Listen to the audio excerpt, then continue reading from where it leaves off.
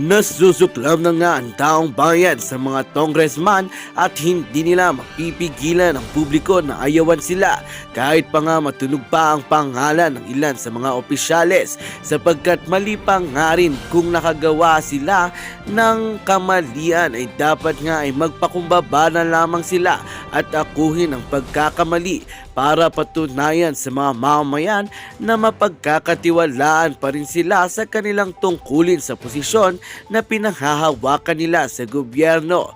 Bakit nga raw ba na sentro ang galit ng publiko kay Kong Acop? Sa dami nga ng mga kongresista ay si Kong Acop nga ngayon ang nadidiin dahil sa pagbabago nito. Kaya't hangad nga ng taong bayan na mag-public apology ito at aminin na nagkamali sila sa Congress. Well, ito nga ang balitang ating pagkakatutukan. Ngunit bago ang lahat ay siguraduhin mag-subscribe at i-hit ang notification bell para tuloy-tuloy ang pagtutok mo sa mga bago at nagbabagang balita dito sa Bangon Pinas.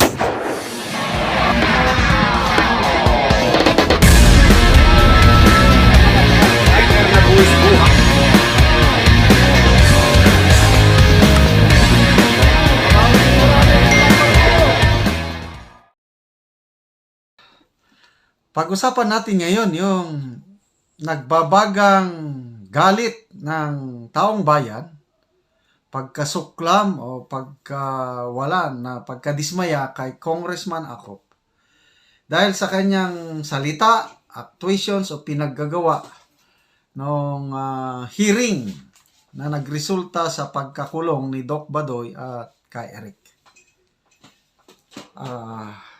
Grabe talaga ang outburst of ang taong bayan, di mo papigilan na sa aking mga vlogs and vlogs ng mga ibang vloggers, yung topic tungkol kay Congressman ako, binabasa kong mga comments. Grabe. So ang tanong, ano ba ang dapat gawin ni Congressman Acop para huminto na ang pagkadismaya o galit ng taong bayan sa kanya? Anong may sasuggest nyo? Ito, marami akong nabasa. Dapat mag-public apology si Congressman Acop dahil sa hindi magandang ginawa niya kay Doc Lorraine and ka Eric. Okay? So, ito pa ang isang tanong ko dito eh. Bakit ang galit na sentro kay Congressman Acop, ang dami naman nilang kongresista. Ang nakikita ko dito, kasi ako napakataas ang tingin ko kay Congressman Acop. Grabe, abot langit ang aking respeto sa kanya. Yung mga naunang hearing tungkol sa pulis, kapuri-puri si Congressman Acop. Kaya lang, pagdating ngayon dito kay Eric at Doc Badoy, biglang nagbago ang ihip ng hangin. Yung mga ibang kongresista, hindi ko masyadong kilala yung iba, pabayaan ko na lang yun. Kaya lang, ito yung nakikita kong predicament o sitwasyon ng karamihan. Yung napakataas ang respeto, tingin nila kay Congressman Acop, bigla siyang nagbago. Kaya ganun na lamang ang pagkadismaya ng mga tao sa kanya. Kumpara mo sa ibang congressmen, ang mga binabatikos man lang dyan, sina Migs Nograles, Tambunting, then sino pa yung iba? Wala na masyado. Johnny Pimentel. But ang pinaka-worst na batikos ba o hate comments o pagkadismaya na sentro kay Congressman Acop. Dahil parang hindi bagay sa kanya yun. Tapos, isa pa siyang general, PMAer. Tapos, kapwa niya general, PMAer ang nag-manifesto na demanding the immediate release of Kay Eric or Kay Eric and Doc Badoy or else. So, doon lalong napasama si Congressman Acop, napahiya dahil mismong kapwa niya PMAers ang parang bumatikos na sa kanya, although yung iba tahimik. Kaya lang deep inside, hindi nila nagustuhan. Isang PMA graduate o general lang, si Mayor Magalong ang dumipensa. The fact na dumipensa si Mayor Magalong kay Congressman Acop, ibig sabihin malala na yung hate comments against kay Congressman Acop. Kaya to the rescue itong si Mayor Magalong. Okay, so balik tayo sa issue. Ano ang dapat gawin ni Congressman Acop? Ito na yung nababasa ko. Dapat mag-public apology siya. Okay, so yun ang unang issue. Sa ngayon, wala pang public apology. Ang tanong, darating kaya ang panahon bukas makalawa na mag-public apology siya? Yan. Then, pangalawang tanong, kung mag-public apology siya, kumusta ang taong bayan? Kayo, mga kaibigan, tatanggapin nyo ba ang public apology? Papatawarin nyo ba siya? At bigyan siya ng another chance? Yon ang mga tanong. So, dito tayo sa unang question. Mag-public apology ba? Okay, punta tayo kay Ka Eric. Believe ako kay Ka Eric dahil nag-public apology siya. Doon pa lang sa hearing, diba, sabi niya, I apologize. I made a mistake. Hindi ko binerify yung accuracy ng information. Kaya lang, nagtatanong naman lang ako. Doon, humingi na siya ng sorry o paumanhin. Nag-apologize na. Tapos, dinobli pa niya in a letter of appeal. Nag-apologize na naman. Yon, doon ako bumilib kay Ka Eric. Alam mo, the test of character ng isang tao, yung willingness to accept that you made a mistake. And then, be ready to take consequences for your mistake.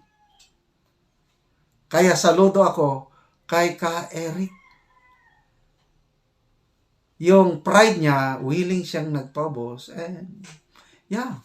So, grabe ang karakter nitong si Ka Eric. Of course, si Doc Badoy, ganun din pareha sila. Si Congressman Acop, ano sa tingin niyo? Mag-public apology? I don't know. Kung ako ang inyong tatanungin, mahirap. Dahil sa pride ng isang tao. So, lesson learned. Ito, ginagawa ko ito, kaya pwede kong may share. Once na nagkamali, kayo, dahil yun ang ginagawa ko, mabilis pa sa alas 4, aminin ng pagkakamali and ask for forgiveness. And I tell you, you will never regret. Kalimutan yung pride. Kasi ang tingin ko, kasi lahat tayo nagkakamali. Kaya ko, tao lamang ako. Bakit? Di naman ako perfecto. Kaya pag nakita kong mali ako, sabi ko, I'm sorry, nagkamali ako. Punish me. Kung ano ang consequences, I'm willing to take it. That's part of my learning. May experience ako dyan nung nag-aaral ako sa Amerika. Sa National Defense University, may pagkakamali ako doon. Inamin ko kagad. Dahil inamin ko kagad, naligtas ako sa kaparusahan. Na-vlog ko na yan, ba't hindi ko...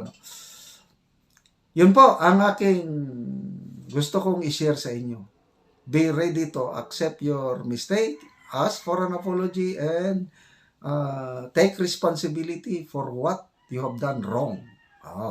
So, tingin ko, hindi mag-public apology si Congressman Acop.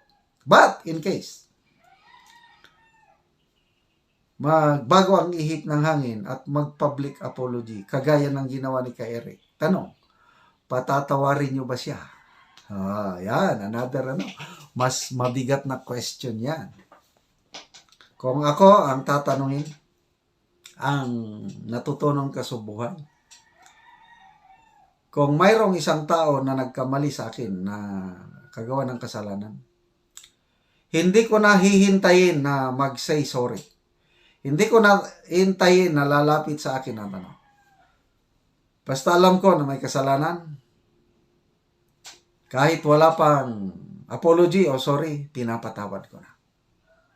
Ganon po ang aking natutunan sa buhay. Bakit? Yun ang utos ng Panginoon. Yung Our Father who art in heaven, hallowed be thy name. Ano ba yun?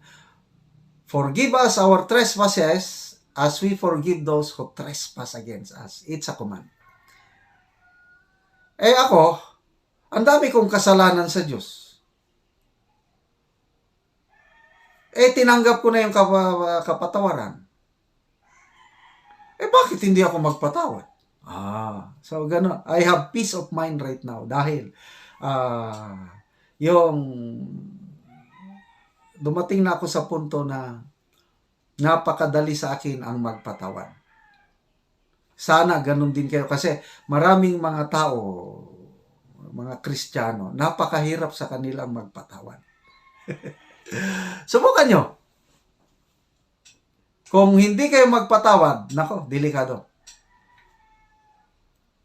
You will be tormented. You will be, may stress kayo, hindi kayo makatulog. Basta. But once nga nagpatawad, you are doing it for yourself. Magkakaroon ka ng peace of mind. And then,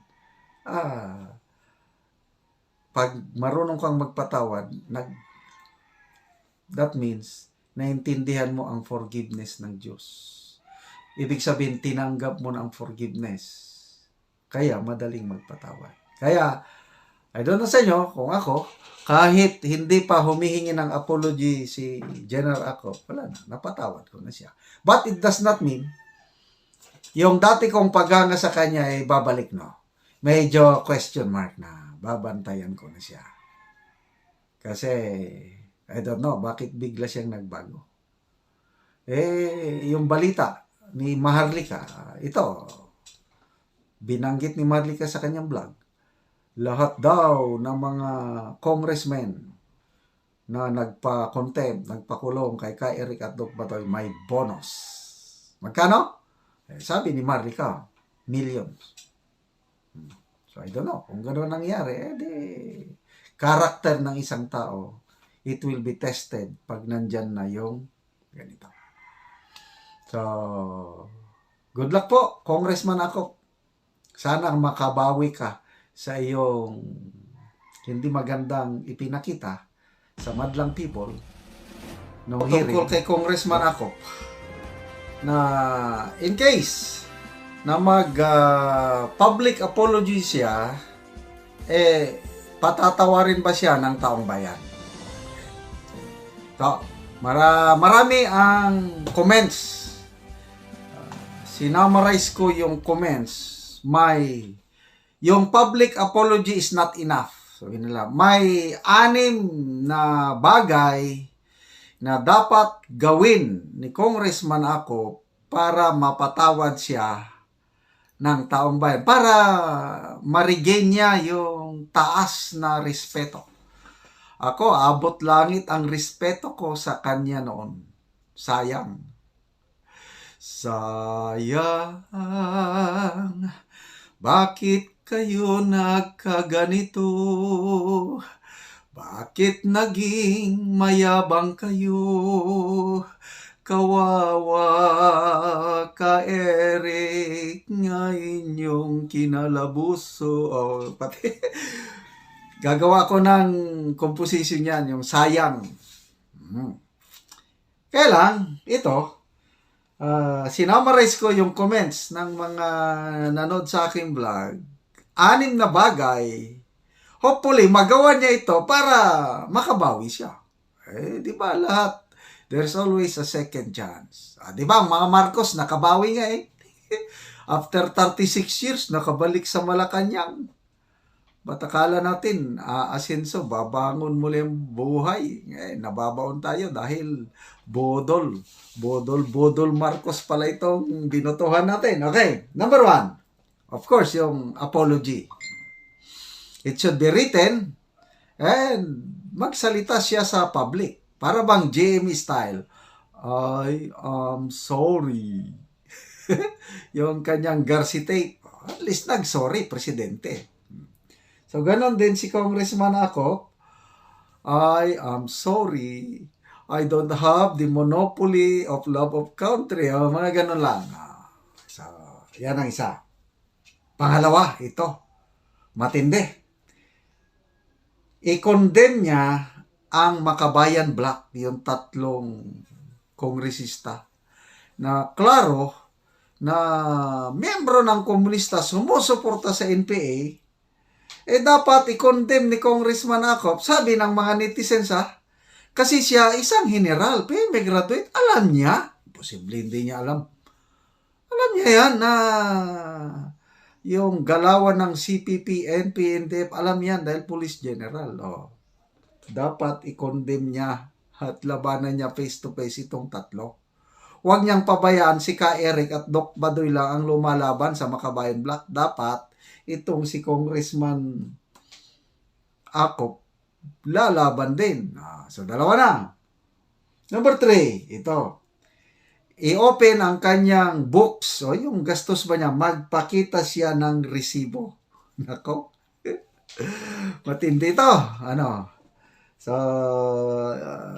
banggitin ko lang muna, then i-analyze natin kung gagawin nyo hindi. So, mag-apologize, i-condemn, labanan ang mga Makabayan Black, ipakita ang kanyang resibo, i-open ang kanyang libro.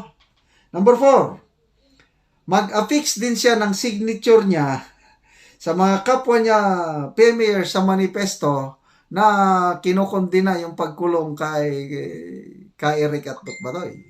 Kasi nagsalita ng mga PMers class 70 siya, parang wala akong nakitang class 70 na nagpirma. So, 4 na yan. Pang-5, mag-resign siya sa Kongreso. Matindi.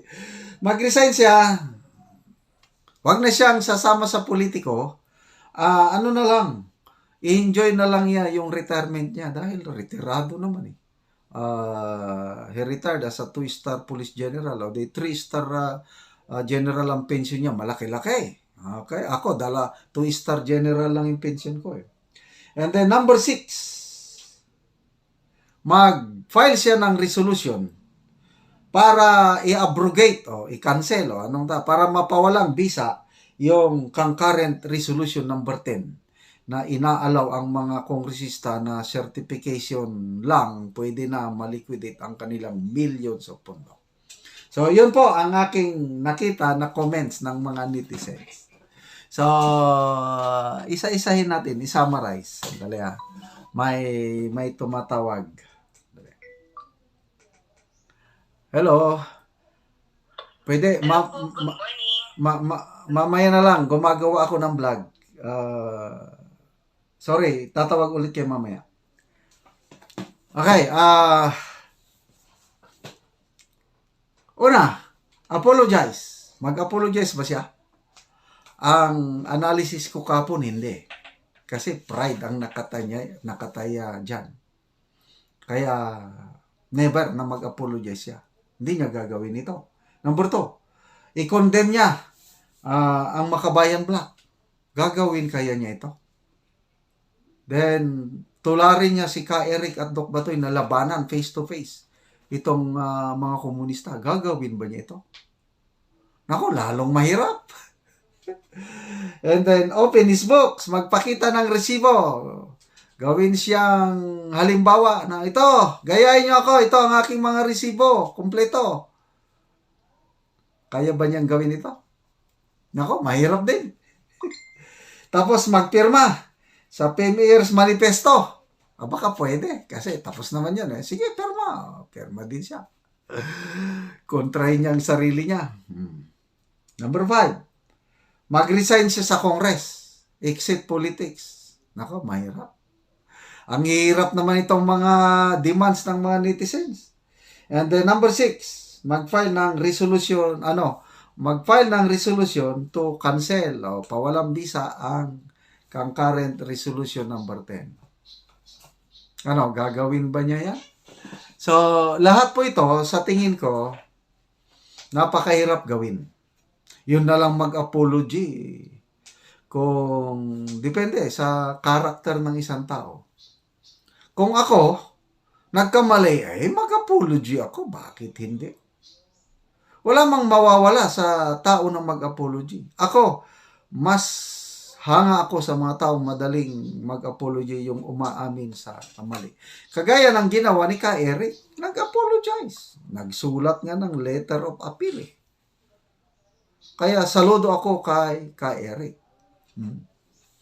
But for Congressman Acop to apologize, then other demands, hindi niya gagawin yan. So, ibig sabihin, nako, hindi niya na regain ang people's trust. Ang iba nagsasabi, the damage has been done. Madali ang magpatawad, but yung dating respeto ay mahirap. It will take time. Correct po yun. So let's go na about forgiveness. Ang forgiveness po, yung pagpatawad, it does not base on our emotions. Pwedeng nasasaktan ka pa dahil ang tao nasasaktan talaga yan. Normal. So, ako, sa aking dealings with people, masasaktan ako. But then, kahit nasasaktan pa ako, ang ginagawa ko, I choose to forgive. I do not base on my feelings. Dahil kung hintayin mo yung feelings mo, ay wala. Ikaw ang talo. I choose to forgive. Right away. Kahit hindi pa maghingi ng apology. Bakit? Ganon din ang ginawa ng Diyos eh. Kahit nung wala pa tayong ginagawa, pinatawad na tayo ng Diyos. In what way? Yung Christmas, Spirit of Christmas. Pinadala niya ang kanyang bugtong anak na siya mismo, Diyos yun, naging tao. Pinanganak sa Christmas season. Tapos, on the right time, sa Semana Santa, namatay. No conditions. Grasya yun. Unmerited favor. Grasya. Yung pagpapatawad sa atin ng Panginoon. Wala tayong ginawa. Ang gagawin lang natin is to accept forgiveness. And then, i-commit, i-surrender ang buhay. Kasi kung tanggapin mo yung kapatawaran, ayaw mo namang magpasakop sa Diyos, di wala rin. Useless yun. Dalawa yan, Lord and Savior. So yung Savior, tanggapin mong makasalanan ka at gusto mong maligtas, mapunta ng langit, makabalik sa Diyos. Yun, Savior siya. Kailang dapat Lord din. Magsama yan. Ibig sabihin ng Lord, amo. Siya ang masunod. So ako ngayon, ang amo ko, ang Panginoong Hesus. Hindi ko na sinusunod ang sarili ko. Dahil ang sarili ko, makasarili. Gahaman. Arrogant. Prideful. Liar. Kitang-kita ko ang sarili ko, napakasama. Kailang, yung masama kong sarili pagkatao, sinorender ko sa Panginoon. At ngayon, unti-unti niya, binabago niyang aking pagkatao, aking sarili. Ganun po yun. So, balik tayo sa forgiveness. Tama yun. Ako, kahit hindi gagawin ni Congressman Acop dyan, ko na siya, napatawad ko na siya. But yung gaining respect, it will take time. Kailang, bilang tao, mahal ko si Congressman Acop bilang tao kasi mahal tayo lahat ng Diyos. But, yung respeto bilang kagalang-galang, di ba, honorable. Pasensya na po, Congressman ako. Na batikos ko kayo kanina, yung previous vlog ko. Hindi ko napigilan ng dahil yung sabi niya na you don't have the monopoly of love of country kay Doc Batoy. Mali yun. Si Doc Batoy hindi sinisildohan ng gobyerno. Mother yan, babae yan. Walang sildo sa gobyerno. Ikaw, General Acop ka. Ay talagang you serve your country dahil sinisildon ka. Ginastusan ka ng taong bayan, nag-aral ka sa PMA, then after that, naging official ka sa PC, then you serve your country because may salary ka. Tapos sabi mo, you love your country more than Doc Badoy. Hindi pwede. Mas mahal ni Doc Badoy ang bansa dahil lumalaban siya sa NPA kahit wala siyang sweldo. Okay ba? So, good luck, Congressman Akop. Sana marigin mo ang people's trust and confidence. Katatapos ko lang nanood sa live stream ni Madam Marlica. Alam nyo, nakakainis na talaga itong ginagawa ni Tambaluslos. Grabe ang pang-api. Ang mga mainstream media kawawa. May mga umaalma na, may mga nagsusumbong na kay